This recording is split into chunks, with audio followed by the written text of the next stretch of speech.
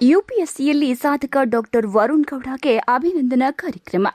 ಚಿಕ್ಕಬಳ್ಳಾಪುರ ಜಿಲ್ಲೆ ಚಿಂತಾಮಣಿ ತಾಲೂಕಿನ ಕೈವಾರ ರೇಷ್ಮೆ ಬೆಳೆಗಾರರ ಹಾಗೂ ರೈತರ ಸೇವಾ ಸಹಕಾರ ಸಂಘ ನೇಮಿತಿ ಸಂಘದ ಸಭಾಂಗಣದಲ್ಲಿ ಸಂಘದ ವತಿಯಿಂದ ಹಾಗೂ ಒಕ್ಕಲಿಗರ ಸಂಘದಿಂದ ಅಭಿನಂದನಾ ಕಾರ್ಯಕ್ರಮದಲ್ಲಿ ಯುಪಿಎಸ್ಸಿ ಪರೀಕ್ಷೆಯಲ್ಲಿ 462ನೇ ರ್ಯಾಂಕ್ ಮತ್ತು ರಾಜ್ಯದಲ್ಲಿ 7ನೇ ರ್ಯಾಂಕ್ ಪಡೆದ ಡಾಕ್ಟರ್ ವರುಣ್ ಗೌಡಗೆ ತಾಲೂಕು ಗ್ಯಾರಂಟಿ ಯೋಜನೆಯ ಅಧ್ಯಕ್ಷ ಮುನಿನಾರಾಯಣಪ್ಪ, ಅಧ್ಯಕ್ಷ ಮಂಜುನಾಥ್ ಹಾಗೂ ಗಣ್ಯರು ಶಾಲು, ಹೂವಿನ ಹಾರ ಹಾಗೂ ಹಣ್ಣು ಹಂಪಲುಗಳನ್ನು ನೀಡಿ ಸನ್ಮಾನಿಸಿದರು.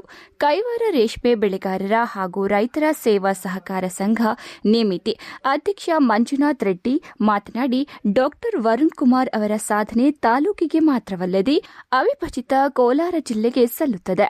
ಇವರಿಂದ ಯುವಕ ಯುವತಿಯರಿಗೆ ಸ್ಫೂರ್ತಿ ಪಡೆದು ಮತ್ತಷ್ಟು ಸಾಧನೆಗೆ ಮುಂದಾಗಬೇಕೆಂದರು. ಈ ಸಂದರ್ಭದಲ್ಲಿ ಎಎಸ್ಐ ಪ್ರಕಾಶ್ ಗೌಡ, ತಾಯಿ ಪ್ರೇಮ, ತಾಲೂಕು ಗ್ಯಾರಂಟಿ ಯೋಜನಾ ಅಧ್ಯಕ್ಷ ಮುನಿನಾರಾಯಣಪ್ಪ, ಅಧ್ಯಕ್ಷ ಎನ್ ಮಂಜುನಾಥ್ ರೆಡ್ಡಿ, ಉಪಾಧ್ಯಕ್ಷ ವೆಂಕಟರೆಡ್ಡಿ, ನಿರ್ದೇಶಕರುಗಳಾದ G Manjunath, KM Manjunath, Venkatesh, Aslam Pasha, BV Amarnath, Venkataramana, Anjaneya, ಮೇಘನಾ, ಮುಖ್ಯ ಕಾರ್ಯನಿರ್ವಹಣಾ ಅಧಿಕಾರಿ ಎನ್ಸಿ ರಾಜ್ಕುಮಾರ್ ಉಪಸ್ಥಿತರಿದ್ದರು.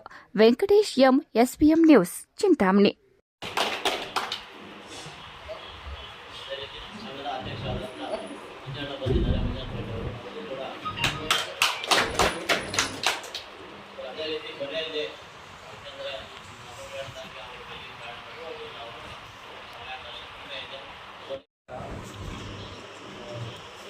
ಬೆಳೆಗಾರರು ಹಾಗೂ ರೈತ ಸಂಘದ ವತಿಯಿಂದ, ಸಹಕಾರ ಸಂಘದ ವತಿಯಿಂದ ಈ ಸಮಾರಂಭ ಆಯೋಜಿಸಿಕೊಂಡು ತುಂಬ ಖುಷಿ ಆಗ್ತದೆ.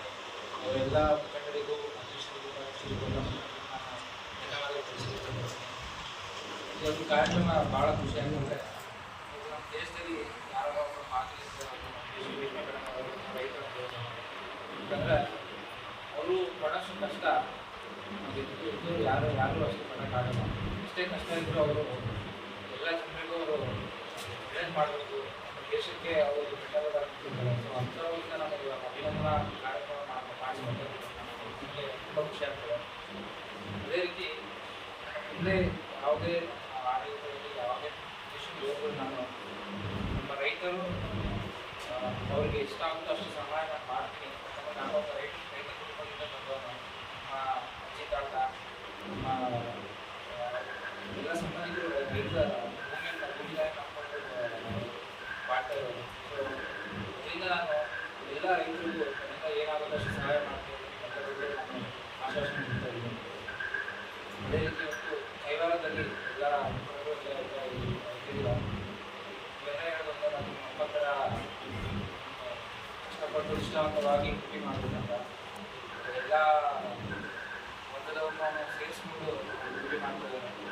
ಅದೇ ಥರ ನಾನು ಮುಂದೆ ಯಾವುದೇ ಸಿಕ್ಕಿದ್ರು ನಾನು ಎಲ್ಲ ವರ್ಗದವ್ರನ್ನು ಒಂದುಗೂಡಿಸಿ ಜನಪರ ಸೇವೆಯನ್ನು ನಾನು ಮಾಡ್ತೀನಿ ಅಂತ ನಾನು